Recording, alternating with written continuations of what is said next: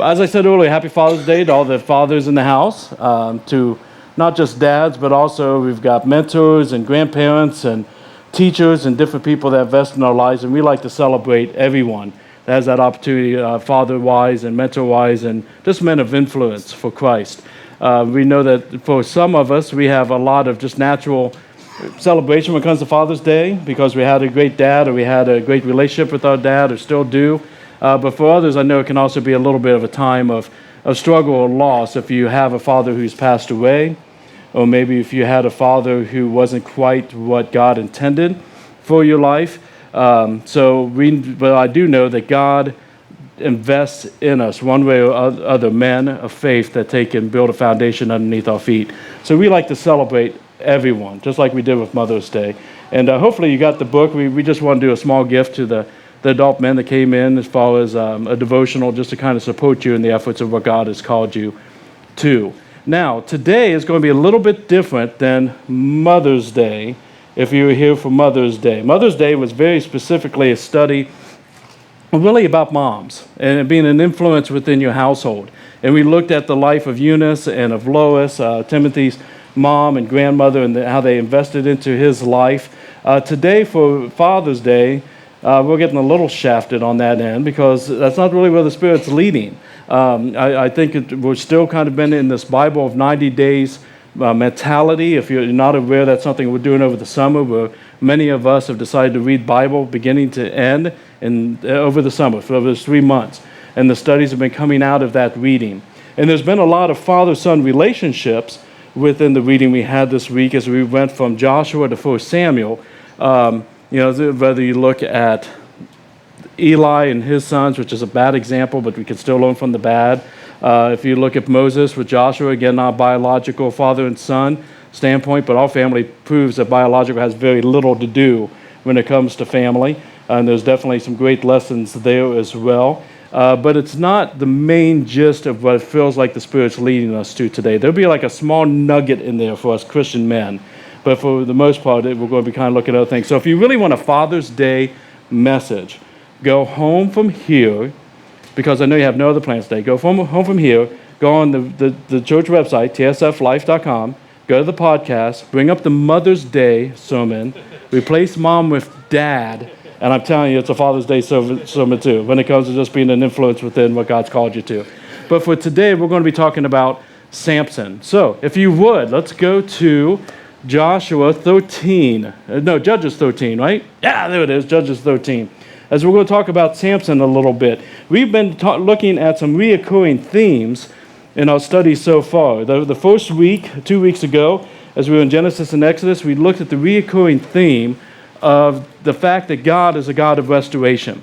And we looked at that within the area of Joseph and his father and how it repeated itself several times through the scripture and also repeats itself repeatedly through our lives as well. Last week I was on the mission trip. Ginger filled in, did a great job, knocked it out of the ballpark job, didn't she? Yes. Encouraged her. It was the first time. She did great. Sean got a kiss goodnight. He encouraged her. But she talked about the recurring theme of holiness and that God, how holy God is. And that's unbelievably imperative, especially in our culture and our lives today, because I do believe we water down God's holiness.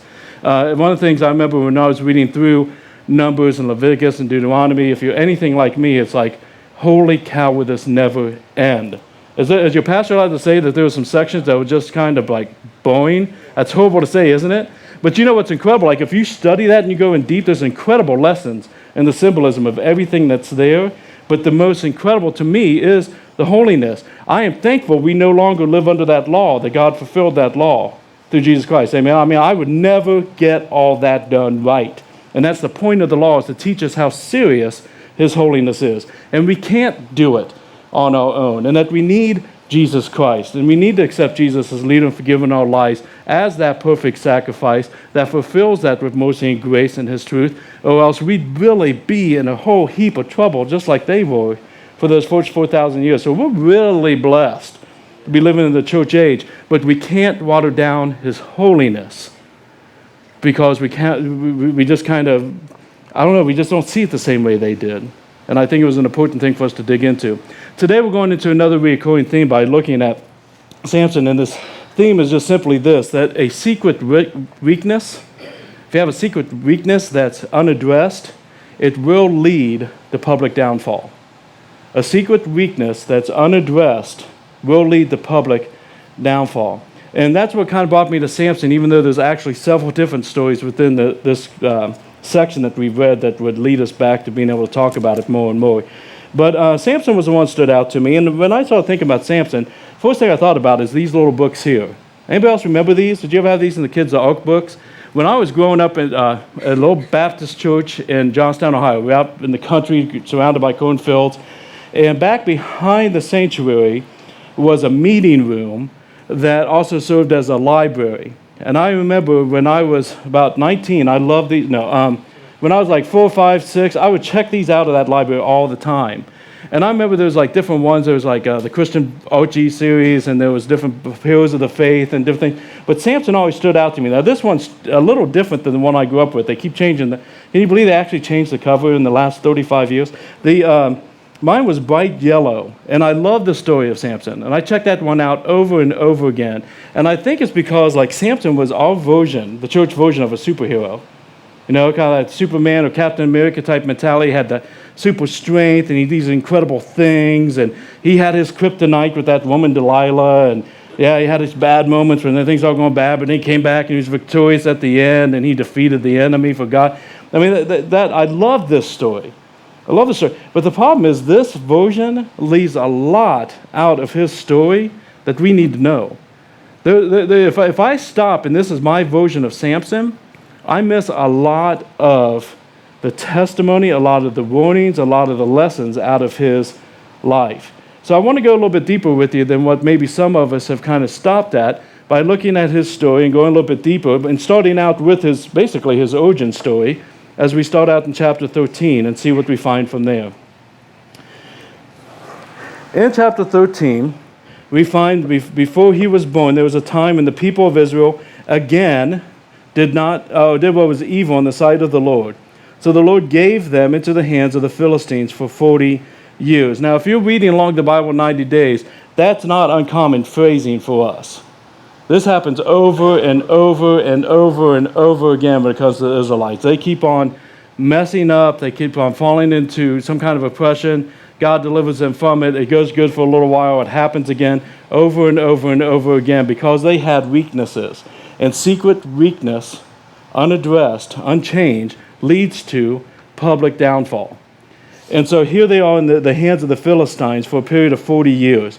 In verse 2 it says, there was a certain man of Zorah, of the tribe of the Danites, whose name was Manoah. And his wife was barren and had no children. And the angel of the Lord appeared to the woman and said to her, behold, you are barren and have not borne children, but you shall conceive and bear a son. Therefore be careful and drink no wine or strong drink, and eat nothing that's unclean. For behold, you shall conceive and bear a son. No razor shall come upon his head, for the child shall be a Nazarite to God from the womb, and he shall begin to save Israel from the hands of the Philistines. Now, we've got a pretty good starting point in this particular text because, one, have you noticed yet that God has a heart for barren women?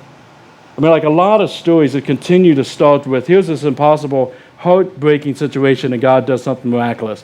And he finds this couple that are God-fearing and that are God-following. And we know that because she immediately leans into the plan. It's not a situation where, how would this be, or that doesn't make any sense. Or those types. He immediately leans into the plan and goes home and tells her husband, who's also a faithful man of God, and we know that because he immediately leans into the plan, that God's got this incredible promise that they're going to have a baby. He's going to be a Nazarite, which, if you remember, number 6 kind of tells us about Nazarites, but we'll recap that. And he's going to be the beginning of the solution for this oppression they've been under. I like the fact that his dad is so much of a man of God that he says to his wife, that's a little overwhelming. Can you do me a favor and go to God and ask him to send the angel back to explain it to me too, so we're all on the same page? And she does, and God says, okay.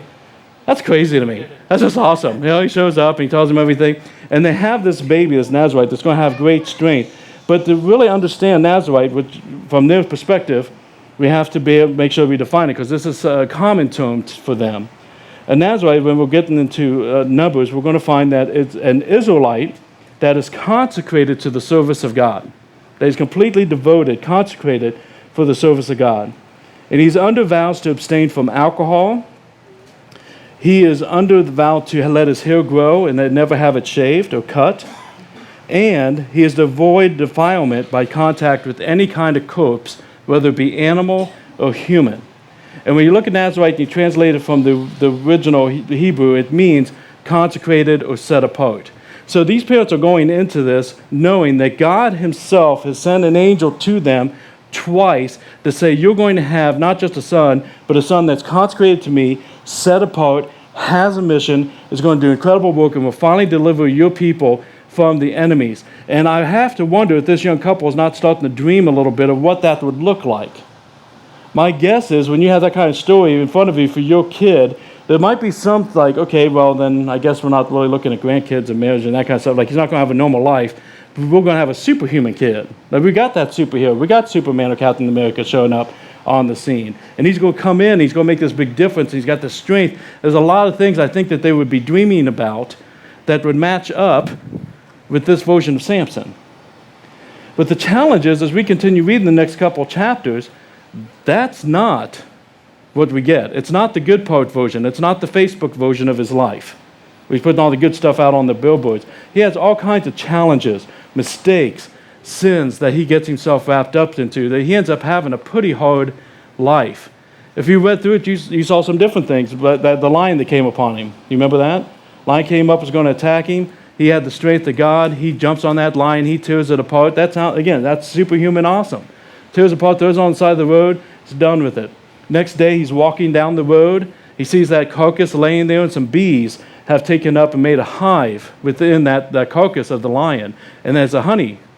And he sees this honey. He's like, that looks good to me. And he goes over and gets some of the honey. Now, if you're a note taker, this is point number one. That's nasty. Isn't it? Isn't that just nasty? That he would go into anyways.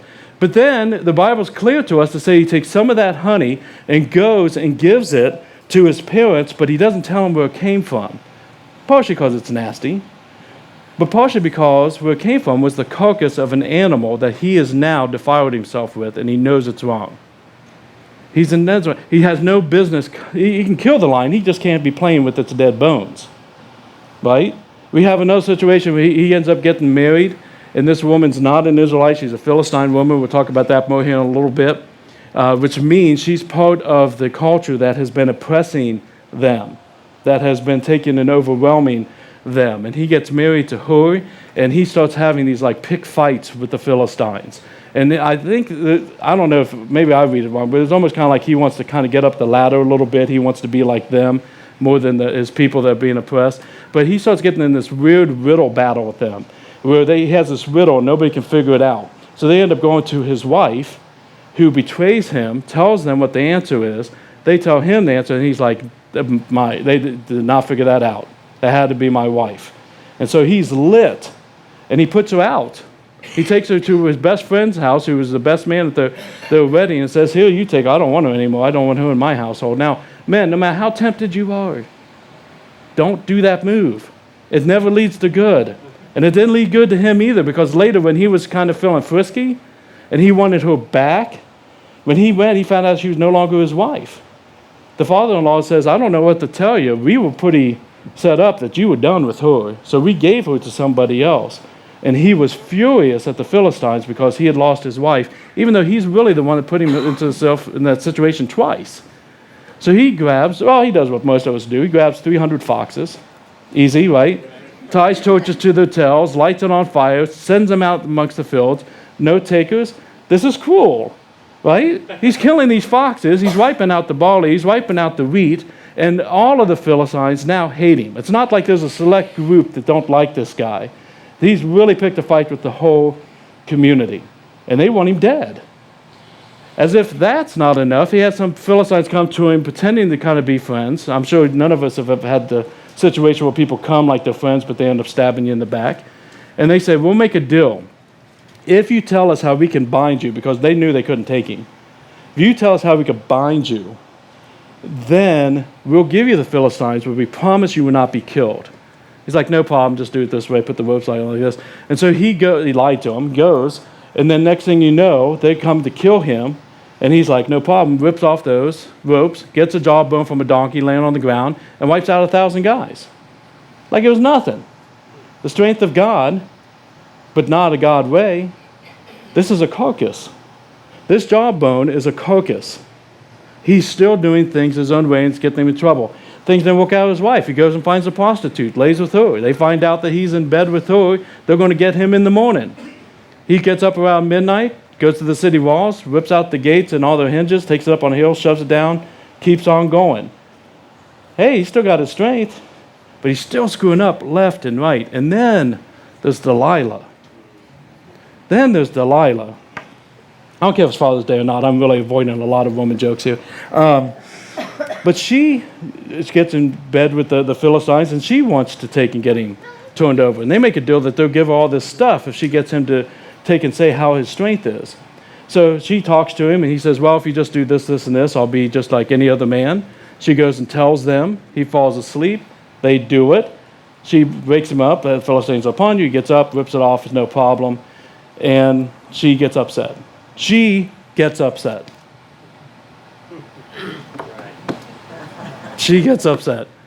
I'm thinking Samson's got to be going, I figured out the riddle thing with the first wife. He should be figuring this out with the new girlfriend, right? But she comes to him and says, you must not love me. You lied to me.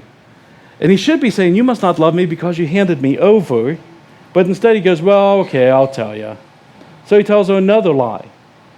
She tells them, he falls asleep, they do that one, the Philistines are upon you, he jumps up, he rips it all off, not a problem. I can't believe you lied to me again. Okay, I'll tell you the truth this time. How dysfunctional is this relationship? Third time, exact same thing, lie, breaks off, no problem. Fourth time she comes to him, and this moron tells her, if you shave my head, I'll lose my strength. They shave his head, they bind him, he wakes up when she yells, Philistines are upon you, and he's shocked that he can't do anything about it. This is not a good situation. This is a public downfall to the maximum when it comes to the one who's supposed to be strong, set apart, consecrated, and it just doesn't match up to this. This is not what his parents dreamed for him in any way, shape, or form. You're set apart and consecrated for the work of the Lord to deliver the people. This is not what you imagine at the end of the story, where his head is shaved, he has been beaten, he is bound, he's turned into a slave, he's pushing a millstone, they gouge out his eyes so now he is blind, and the entertainment of the party at the end of the story is bring him in here so we can make fun of him and spit at him. That's not what you expect out of a superhero story. Something had to go drastically wrong. Now, don't get me wrong. If you read the entire story, and I'm not going to necessarily overly hit this part, God still wins. Samson is used to start the freedom march that happens for the Israelites from the Philistines. But I can tell you this was not God's plan on how he was going to do it.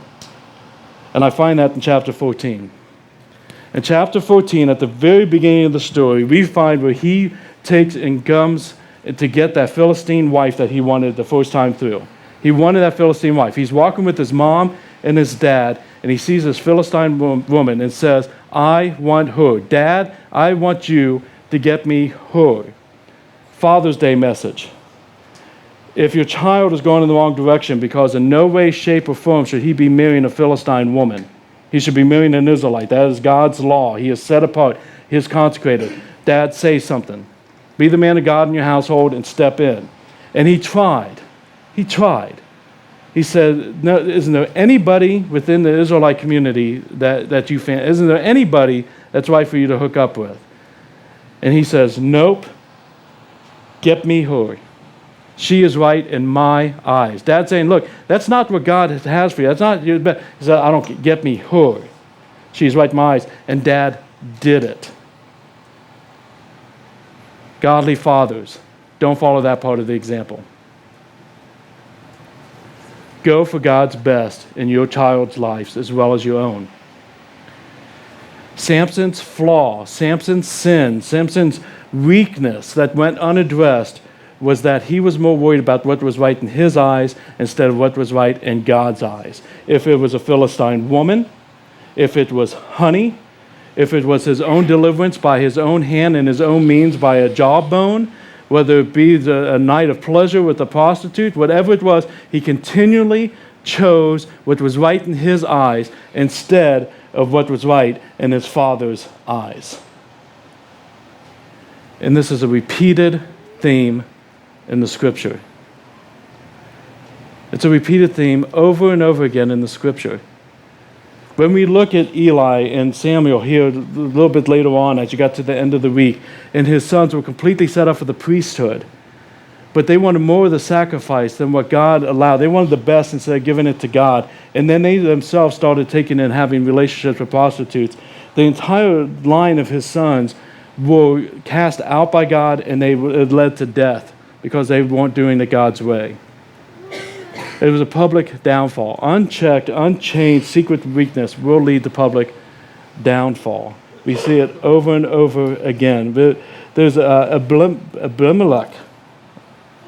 We'll guess.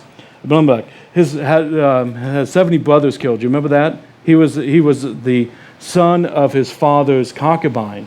And he somehow got the people behind him that he should be the one that's in charge. And he had 70 brothers. And he had the 70 brothers killed. And the people started realizing, wait, this isn't right. And he ended up losing his life over it because he was going against God. Now, I'm not saying if you sin today, you're going to go home and get hit by a bus or something like that going on. But I am saying that the wages of sin is death. And that all of us deserve it. It's only through Jesus Christ that we have reconciliation with our God. It's only by his sacrifice. That's where that holiness factor comes into place that we can't do. And we have to be very, very cautious of taking and getting to the point where we are doing things that's right in our eyes and ignoring what's right in God's eyes. There's a lot of stories that we see this in today's landscape as well. There's been a couple of different public national pastors who have lost their ministries in the last few years because of secret wickedness that was unaddressed. And I can think of one pastor in my head right now that did unethical practices to make sure that his new book ended up in the top 10.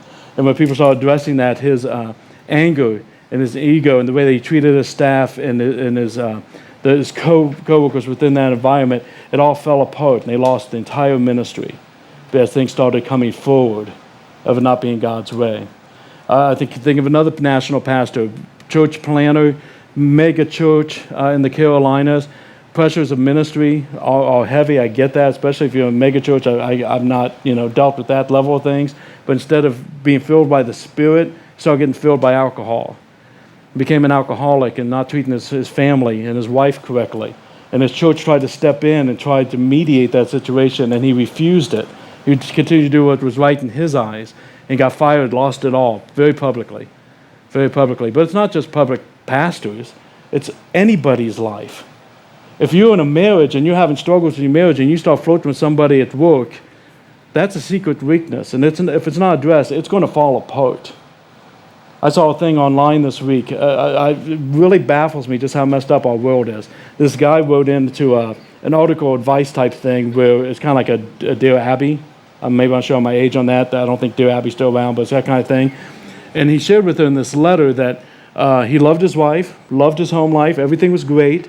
Except for his wife didn't make herself pretty enough for him. Like he works really hard to be good looking for her. She wouldn't go to the gym. She didn't wear makeup. The outfit she wore was almost like she was purposely trying to be unattractive to him. And so he just didn't want to be intimate with her. But he's found this woman at work, and they've talked about these things. And she's attractive, and she goes to the gym. And she's made it evident to him that she wouldn't mind being friends with benefits where they are intimate once a month. And he's pretty certain if he's intimate with her once a month, that would satisfy his needs and his marriage would be great. What do you think? No. I can't imagine. There's so much Satan in that worldly thought process that where do you even start? You already started losing the battle when you admitted to her and she admitted to you that you were even attracted to each other. You crossed the line that's hard to come back for because temptation just fired right up.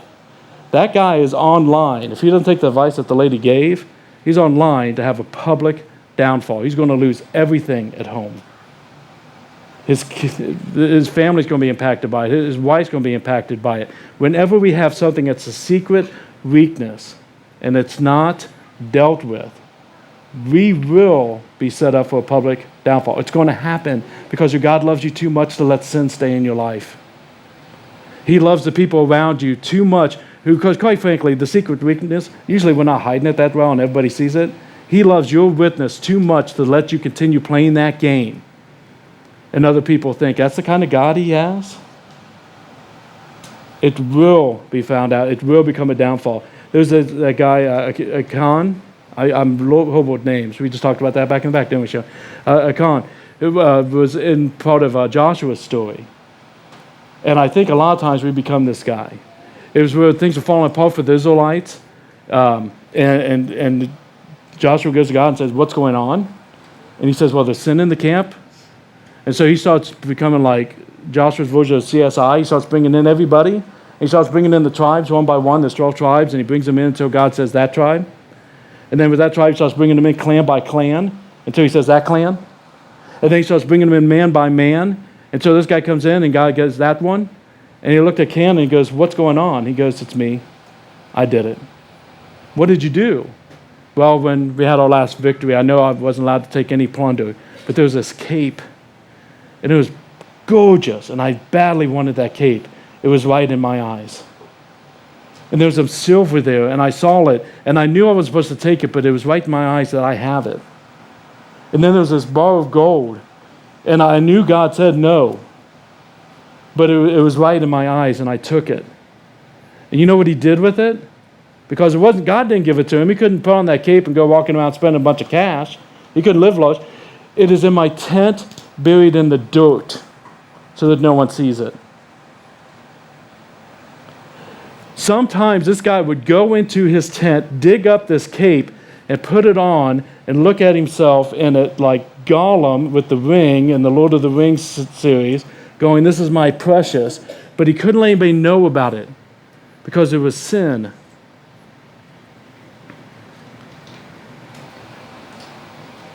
And God exposed it. And it led to death. The wages of sin is death. And if there's any area of your life that you're playing a little bit of a game, or you've got something that's the world's that you think is just too precious for you to let go of, or there's an area of your life that God is calling you to move forward in faith, and you say, no, I need to control it myself with this jawbone. I need to be my own deliverer. If it's unaddressed, it will kick you in the butt. And God has better.